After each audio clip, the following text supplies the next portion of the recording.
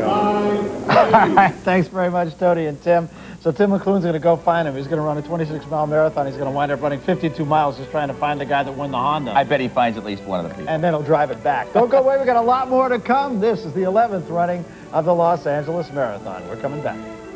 Runners, as you can see, have about 40 yards between themselves and the rest of the field, and still there'll be people jumping in, even though the officials do everything they can to prevent that. Hold your positions, please. Do not hold your positions. Do not move forward, please. I love Ali's comment. There he is on the left. He turned to a guy in a rough plane flight one day and said, "This plane isn't going down. I'm on it." The sound of the gun. That's the truth. 3, 2, 1. It didn't go. Stop talking. Here, talking. We're underway. 1, 1.5, 2. 2 fingers for 1 trigger.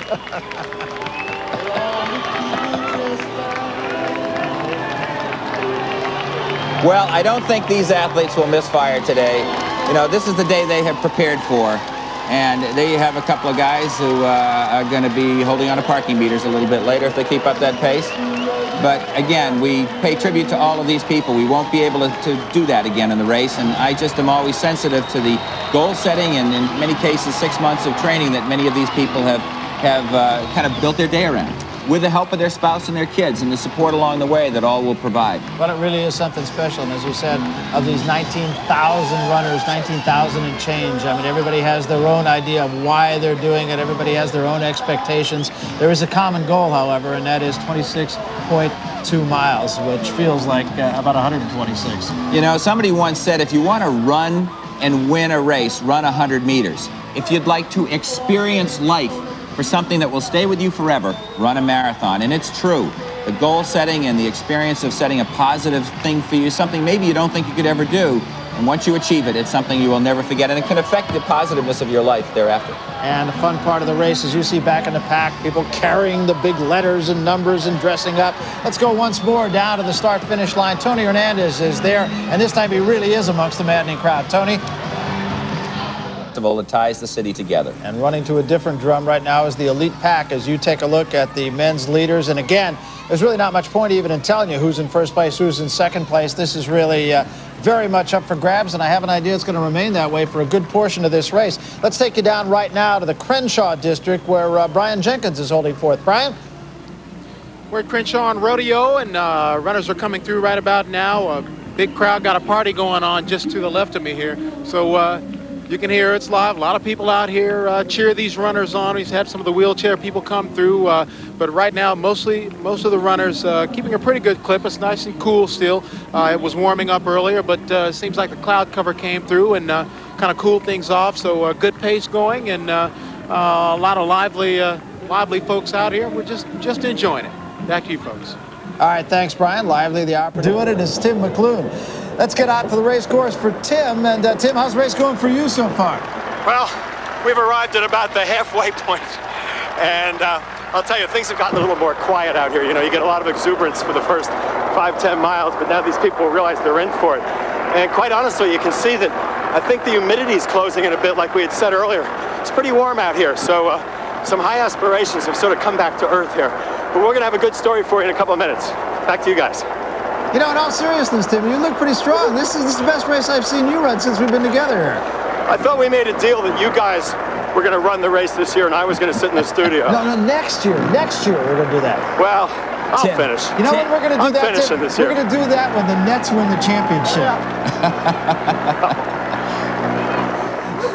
All right, let's take a little whip around some of our folks here. And Hal Eisner's been giving us kind of the history of Los Angeles and some of the history of this race.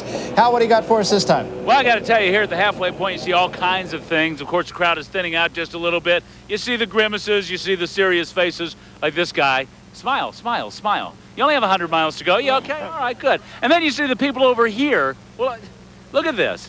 Are you hurting? Are you okay? You gonna make it? I'm going to make it. What happened? He says I pulled some kind of a tissue on the back of my knee. Ah. But I'll be able to finish the race. Well, you still got a smile on your face. Without a doubt. That's the important part. And that's generally what you see over here at about the halfway point. And that's basically because people know that the race is halfway over. A favorite entertainer, Sammy Davis Jr. I love that man. What an all-around talent.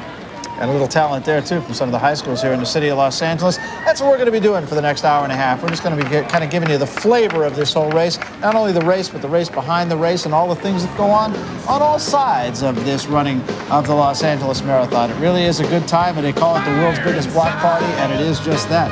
Pretty big block. Don't go away. We got lots more to come. Talk about it enough. No, I'm thrilled, and Shell's been a magnificent sponsor. $65,000, and you multiply that over 4 or 5 years, and they keep coming back for more and see the benefits of it too. Some more athletes coming back for more. They are just continuing on their run. And again, during the course of this program, we've tried to give you an idea of why people do this sort of thing. Here's another reason. These are the folks running, and I'll tell you what, those folks are going to be pretty darn happy when they get to the finish line and get it all said and done. Meanwhile, entertainment going on everywhere, on just about every corner. We saw some a little bit earlier where Hal Eisner was. We saw it where Danny Romero was. We just saw it at mile 17. And again, at the risk of being redundant, they call this a big block party, and it's exactly what it is once the elite runners are finished.